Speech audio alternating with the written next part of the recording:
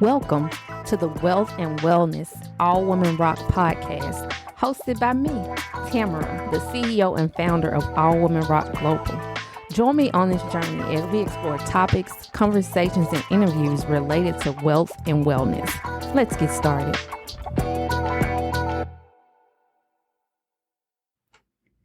Hey girl, hey, welcome back to another episode of the Wealth and Wellness podcast by All Women Rock Global.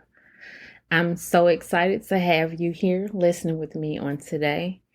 On today, we will be talking all things wellness, and it would only be me on today.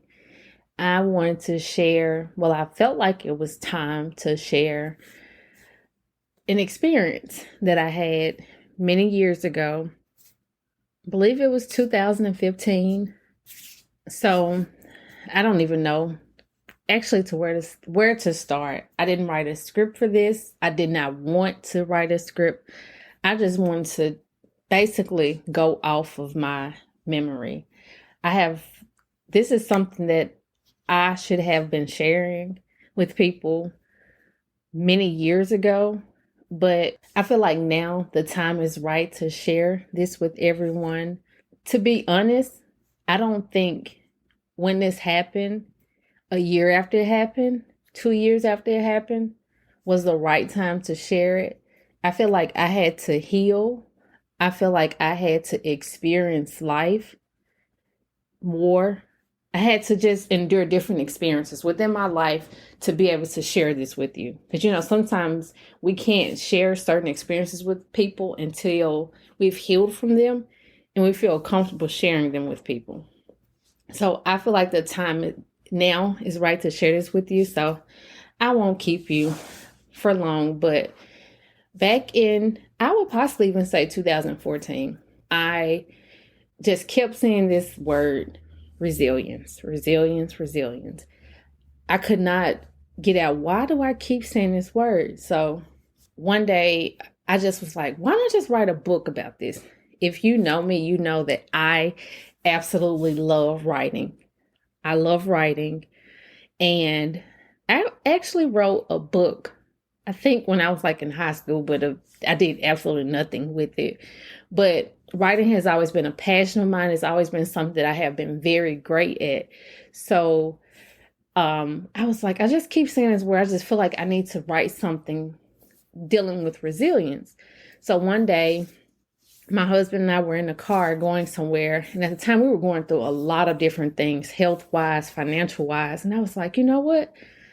I should write a book. This is me thinking I should write a book titled Resilience in Numbers, where I share certain things that have happened in my life on different dates, different quotes, just different things. I just kind of just wanted to keep it at this point, to be honest. I just was like, not necessarily a book, but I was thinking a journal. Why don't I write a journal of different things? And as I kept writing, I was like, this could actually be a book. So I'm thinking this is my idea. This is something I've created. I'm going to share it with the world one day. Right now, it's helping me to just, sometimes writing can be like therapy for you. At that moment, it felt like therapy. So I just kept doing it. And I think maybe like 3 or 4 months, I stopped because I felt like the things that I was writing about, like different financial issues that my husband and I were experiencing. And I was like, this is cursing me because I feel like things were getting worse. And I just kept writing about things that were bad. And it was taking me to a dark place, to be kind of honest with you, to where I'm just like, I'm not writing anymore because I can't get past these financial issues that we're going through. So I'm not going to write anymore. So it was still tugging at me. So I was like, all right, I'll start back. But I didn't quite really, I wasn't consistent with it as I was before. So I was just write whenever. And we were still going through things financially. My husband at the time was, I think he had his kidney transplant then. No, well, he had his first one then. He hadn't had his second one. So yeah, my husband has had 2 kidney transplants. So on this particular day, I was working at a company that I felt like I could grow with. I had just got my bachelor's degree. I don't even know if I had my master's at the time. I did. I did have my master's. Yep. I had my master's degree at the time. So here I am, a young mother working, got this job. I'm blogging on the side. I'm doing events on the side, working at this job, just kind of feeling like, okay, I think I got it. I think we're at a place where we're gonna get financially secure. I had my kids in private school. And I was like, I think I'm on the right path. I can finally see the light of day. That's what I was thinking. So as I'm at this new job, I'm noticing work is piling up. Work is piling up. And the lady that had the position before me, I saw her in the hallway one day and she told me that I was like, this work is very overwhelming. I thought I could manage it, but I can't quite manage it. She told me, oh, they didn't tell you. Your position was actually for 5 people. And no, actually, 5 people were doing your position previously. So they downsized it to 1, and it's just you now. So I am doing the work of 5 people, feeling overwhelmed. At the time, I didn't know what was going on with my body, but I was having health issues after health issues. So, when you start a new job, you don't particularly have like the FMLA, the PTO, and all of those other things that they give you when you start a job. So you kind of like on this little 90-day probation, whatever they call it. So I hadn't even fully been there 3 to 4 months. Yeah, I hadn't fully been there 3 or 4 months, and I'm experiencing health issues. I'm seeing cysts come on my breast. I actually ignored it for a very long time to where I couldn't anymore. It was becoming painful. My doctor was like, I need to send you to a breast specialist because I don't even think this is what I think it is. And she didn't want to scare me. I don't want to be scared. So I'm like, okay. So I'm going to different doctor's appointments, seeing different breast specialists. I actually got my first mammogram, all of this going on. So, when you start a new job and work is piling up, my husband, he was not, you know what? I can't even remember if he was working at the time due to his kidney. Not sure. But I know that I was working full time. My kids were in private school, feeling like I'm finally going to be able to breathe. I'm finally going to be able to bypass all these financial hardships that we have endured. And now I'm starting to get sick. My health is starting to bother me. Work is piling up. So I had came to a breaking point. I was like, you know what? I can't do this anymore. I will not allow this to overwhelm me because I feel like this is affecting my health. So I quit. I'm like, I quit. Gave them my 2-week notice. I was like, I'm not doing this anymore. This is too overwhelming. You guys expected me to do this. I'm having to miss time so that I can go to the doctor's appointment. So I go home. I'm like, you know what? Again, I didn't write any notes for this. I did not write any notes for that. I was just like, I'm just going to go off the top of the head with this one. So I go home. My husband was not working at the time. And you know how you get home and things start like sinking in? So I'm like, girl, you cannot quit. You have 2 kids in private school. What were you thinking? You know how those thoughts start creeping in and you start feeling a certain way. So I'm just like, I made a mistake. I need to go back and resend it. We can't survive like this. What were you thinking? So all these thoughts are just going through my head nonstop. And I go to my manager and was like, hey, can I rescind? Because I've made a bad mistake. And she was like, no, you cannot rescind. We have already placed, I'm going to be so specific with you guys. She told me that they were already in the process of putting my position on the website. You can't rescind it. You missing too many days. No. So you chose your health. So we're going to fill your position. I'll never forget sitting in, I actually was so upset at me. I'm going to fight to the end. So I had a meeting with the CFO, the lady, I forgot what her position was as well. She was over my manager. I had a meeting with them, and she told me that I never said I had cancer. I just was telling her I was having to see breast specialists the same way I never said it in the beginning of this podcast episode. I never said I had cancer.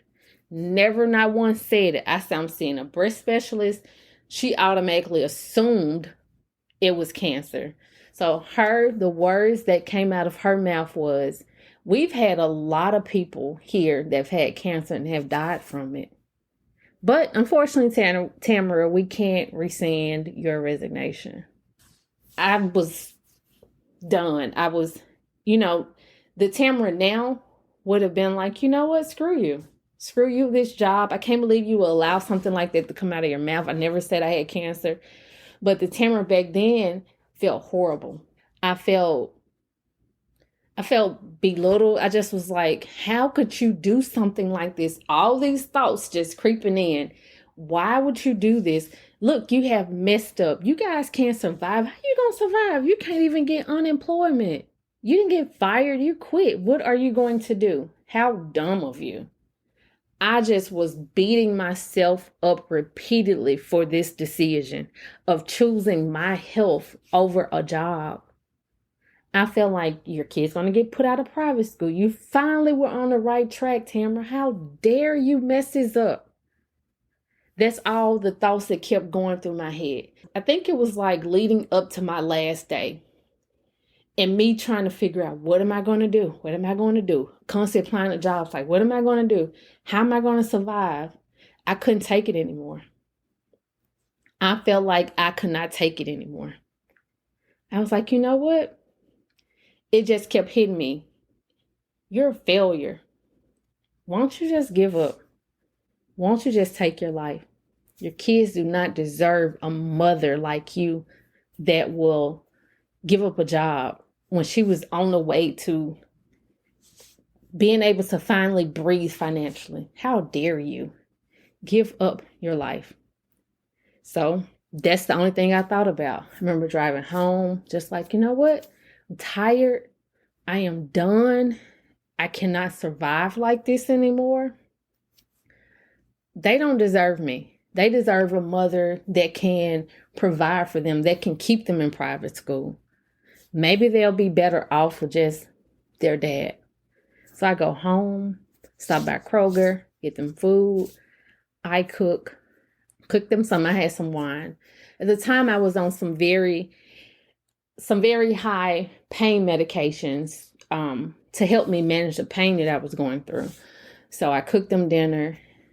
I kissed my babies on the forehead, both of them, kissed my husband, ran me some bath water, proceeded to pick up the pain medication.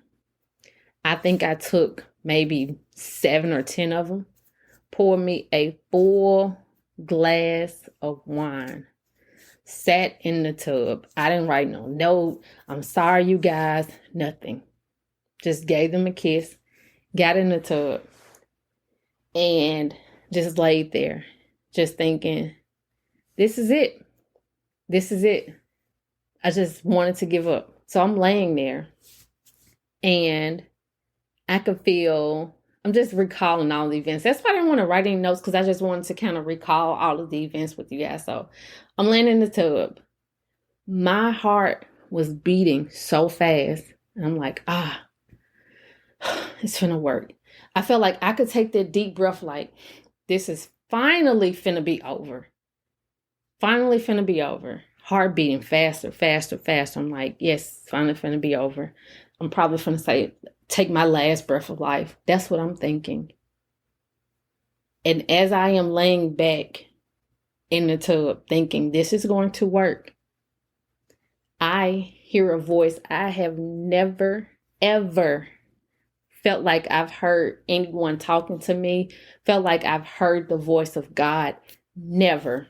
And all I can hear, it will not work. Your mother has already pleaded the blood of Jesus over you. I need for you to focus on resilience in numbers. I immediately set up like, who in this bathroom? Who is in this bathroom with me? And I'm like, resilience? Resilience in numbers? I thought of, it won't work. Resilience in numbers? The book? The journal? What? I'm thinking that was my idea. And I'm like, it won't work. And I just felt this calm peace come over me.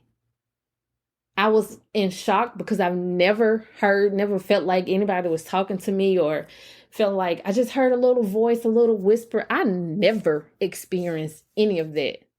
Never prayed for it, never experienced it, nothing. And to hear that and to rise up in the tub, like, wow, I was in shock.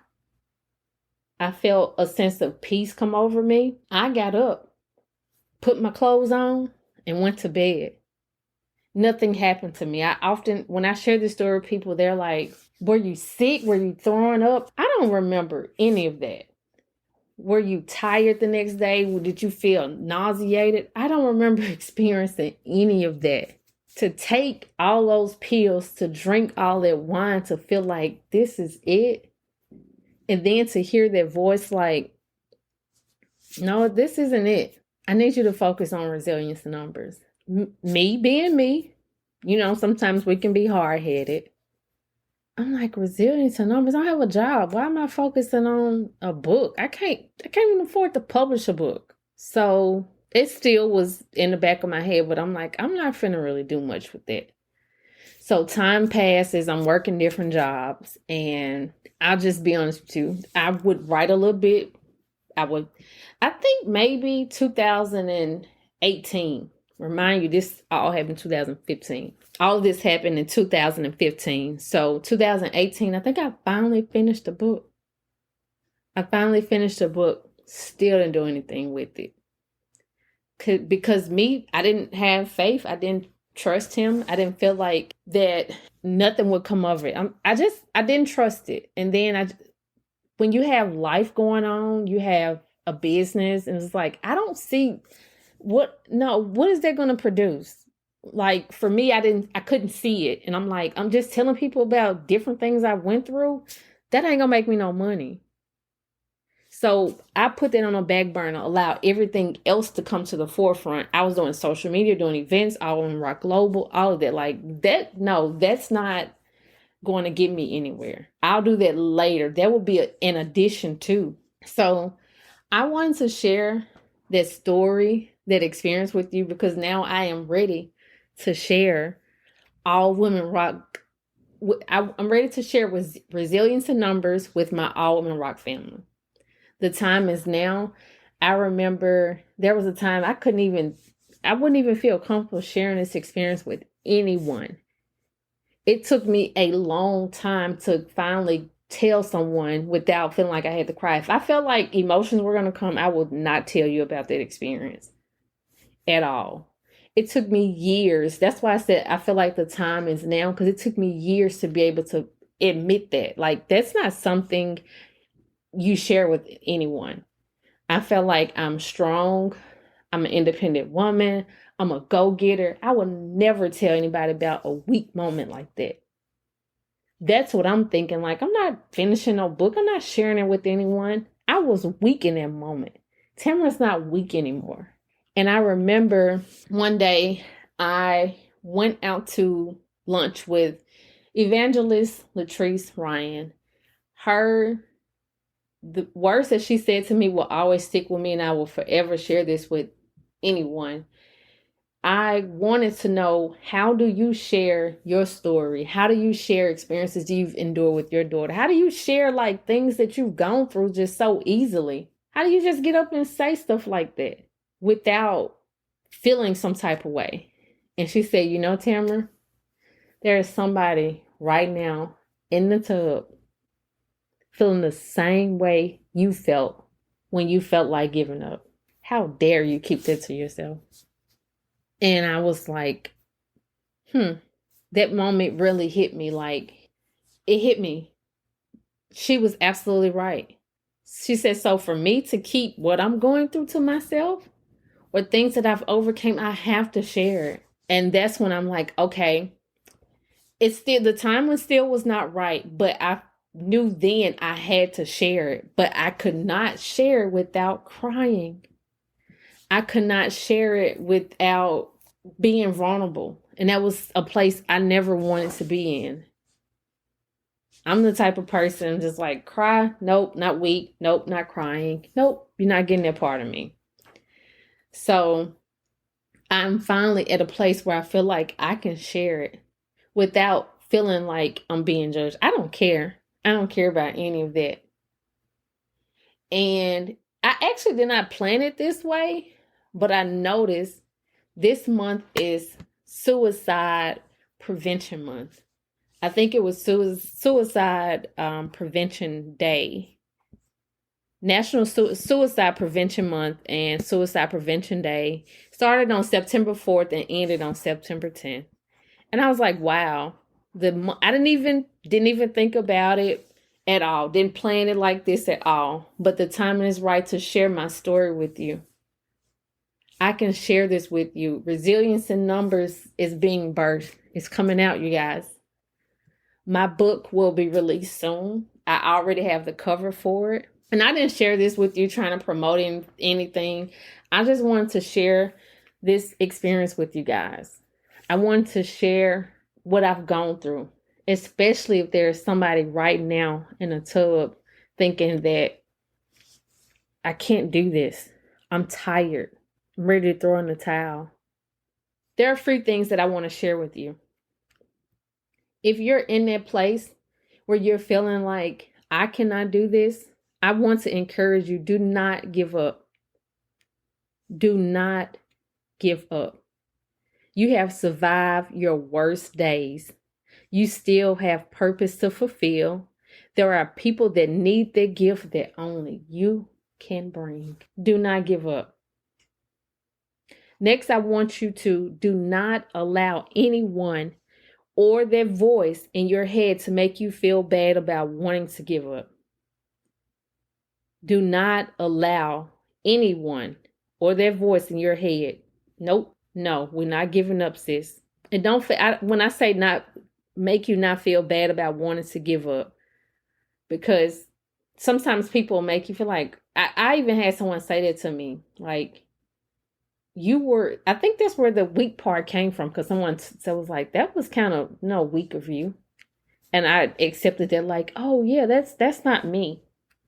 That was weak, Tamara. That's what I thought. But don't allow anyone to make you feel bad if you're struggling mentally. It's okay. You are not weak. You are strong. You have to stop feeling bad or thinking what is wrong with me. Especially when we look at our friends, their highlight reels that they share on social media, our highlight reels of you thinking like, what is that? That's when people show the best part of their lives. We love to show only that part on social media. Look at the best part of me right now. Look at my husband. Look at my children. Look at the trips we're taking. But I will never, ever share with you the things that I've gone through, the things that I experienced, those dark days. No, we can't show those. I got to show you the best part of my family and I, the highlight reels, the struggles, the losses, the failures. I have quite a few people in my life. I know that you could not pay them $1 million to share what I just shared with you. But I know that I know that I know I am still here for a reason. There is purpose. There is a purpose I have to fulfill with resilience to numbers. I will no longer hold this in what God has given me. I thought that was Tamara's idea. I came up with that. Not you. And I'm sure God was just laughing. As they say, if you want to make God laugh, tell him your plans. Next, do not do it alone. Get the help you need. I'm going to list the link in the show notes I'm not an affiliate in any type of way, but for BetterHelp Therapy. Our brain, our mind is a part of us. Our brain is part of our body. When you get sick, you can no longer and you can no longer medicate yourself with over-the-counter drugs, what do? Some don't even go to the over-the-counter. We don't even go to Walgreens. We immediately call the doctor and we're like, hey, I'm sick, I'm hurting. What can I take? So if your brain, your mind, all of that is attached to your body, right? So why can't we heal this part of us that's hurting, that's ill? Why won't we take the time to get help for it? And I know I say this often, us people of color, especially Black people, feel like the only way for me to feel better, especially in the South, is if I just pray my way through. I do not personally feel like you can pray your way through mental illness. That is just a personal opinion. You can judge me. You can say whatever you want. I do not feel like that. I feel like God put the different people, different professions in our lives for us to be able to go out and get the help that we need mentally. Sometimes you need a person where that has the education, that has the expertise to sit with you and help you make sense of those things that you're kind of struggling with. So I want you to think about that. Why won't we take the time to get the help that I need? And I know some of us are saying, Tamara, I tried therapy. It didn't work for me. Well, I'm going to present you with this question. If you go to the doctor and you feel like he didn't give you the right diagnosis or he didn't really look at what you wanted him to look at, do you stay ill or do you go get a second opinion? And I want you to also when you see a therapist, try to give it at least two to three sessions. I'm going to admit this to you. It was not easy for me to get to sit across with somebody and share my experience with them. It was not easy at all. I'm on my third therapist, if I'm be honest with you. I am on my third therapist.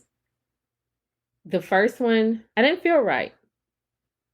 So if you feel like I don't feel right doing that, share my experience with a stranger, I was there. So I was like, that was okay. I'm not doing it ever again.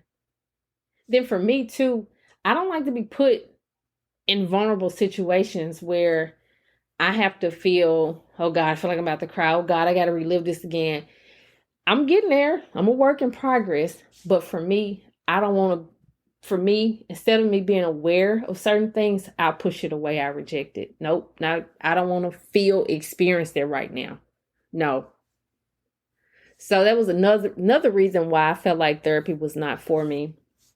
And my therapist now, a situation happened in my life. I think I shared this on one of my episodes where I had to seek a therapist to prevent me from going back to that place that I just told you about. Yeah, I want you to get a second opinion. If you went to a therapist before, try it again. Try it again and give your therapist at least 2 to 3 chances. As I stated, when we leave the doctor, you are not automatically healed. You receive medication. And then I want you to think about this. When you go once or you go twice, you have to be willing to put in the work, the things that they give you. You're not healed automatically. If you go to the doctor right now, you fall off a bike, a tree, you hurt a limb, they give you medicine. They say, hey, this is what's wrong with you. They give you medicine. Do you not take the medicine and be like, oh, I now know what's wrong with me, so I'm going to continue with my day, continue with my life? No, you need to take the medication so you can heal properly. You need to go back so they can follow up to see what they have been giving you to see if it's working. Same rules apply. Same rules apply with your mental health. Same rules apply. Your mental health is a part of your body. It's not separated. It's not separated. Same rules apply, sis. Do not be afraid to get the help that you need. It's going to feel awkward. It's going to put you in a vulnerable place, but you will get the healing that you need. As I stated, I am not an affiliate, but I'm going to leave a link for BetterHelp as well as the suicide prevention hotline. I also want to leave you with this. It's hard to bake a cake if the oven doesn't work. You can have all of the ingredients, the perfect recipe, but it's hard even if the oven is working. But you know how you be missing something is throwing it off. Like, I don't know what I'm quite missing. So I want you to think about this. It's hard to build a business when your mindset is not right. You baking a cake like, something don't taste right. Is the oven off? Did I miss an ingredient? What's missing? What's missing? I thought I had everything, but something's missing. It is difficult to build a business with a bunch of trauma attached because mindset is a huge part of building a business. It's difficult to progress forward when your mind is not right. Y'all know I'm biased, so especially for women, we have families, we have loved ones, we have careers, we have jobs, relationships, you name it. And you mix that in with unhealed trauma, past hurt, feeling like you want to give up, a job you don't want to go to. And then you mix it with a side of not feeling like you're enough, with a cup of there has to be another way. I want to be an entrepreneur. It is hard to mix all that together and produce something beautiful. So often we hear people that we look up to that have made it, that are successful. You can go on YouTube right now and see so many videos with millions of views about mindset, getting your mind right. Sometimes we think that's just pep talk. Like, it took a while for me to understand this. So I'm like, why do people keep talking about mindset? For me, I thought it was just like the go girl, you got this, those type of things. But it is so much deeper than that. Woo. It's so much deeper than that when you're building a business. We need to learn how to deal and heal. Deal with those things and heal from those things that have hurt us. And sometimes we can have generational poor mindsets that we're not even aware of. We're not even aware that those mindsets have followed us into our lives, into our children's lives, until you get exposed to different things and you're like, oh, so that's not how that's supposed to go? I'm not really supposed to think like that? I'm not really supposed to say things like that about myself? That's not, oh, because my mama did it and my grandma did it. I heard my auntie say it. I thought that was just a part of life. And sometimes we don't even know the trauma, the experiences that our parents, our grandparents have gone through, With all of this being said, I've shared my story with you. I've shared a small portion of something that I've been through, something that I've experienced, something that I have healed from. So, and I've told you about resilience in numbers. I'm no longer hiding. I'm no longer pushing on a back burner. It's now in the forefront of my life. So I want to invite you to our first Resilience in Numbers workshop series. On our very first series, we will have, we're going to talk about mind shift moments. There are so many different things, techniques that I have learned that I want to share weekly with you. It's absolutely free, no money attached. The link will be listed in the bio.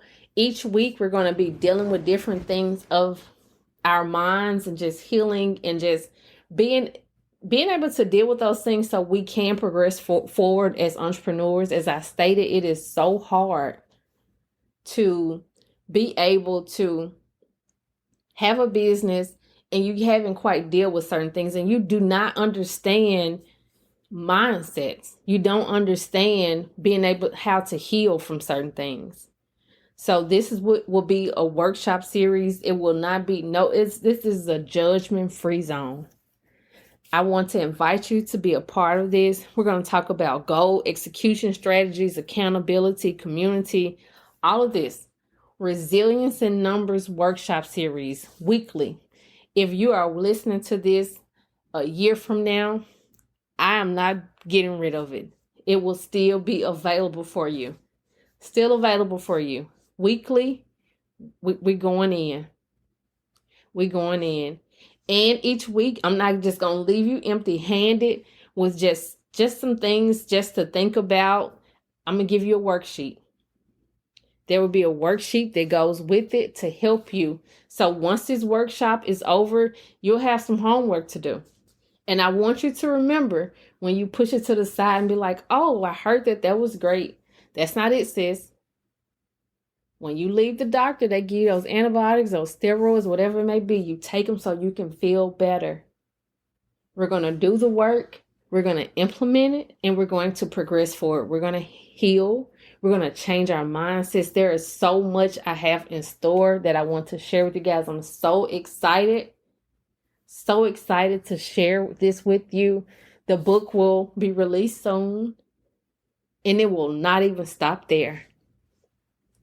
It will not stop there. Resilience in numbers. So that's us bringing all of ourselves together with all of our baggage, no judgment. If you know me, you know I am not judging. I love diversity. I love being around women where we can share similar experiences, where we can learn from one another. We're taking all that together. We are resilience in numbers. It's not just about me. That's what I had to learn. It is not even all about me. It's not about you, Tamara.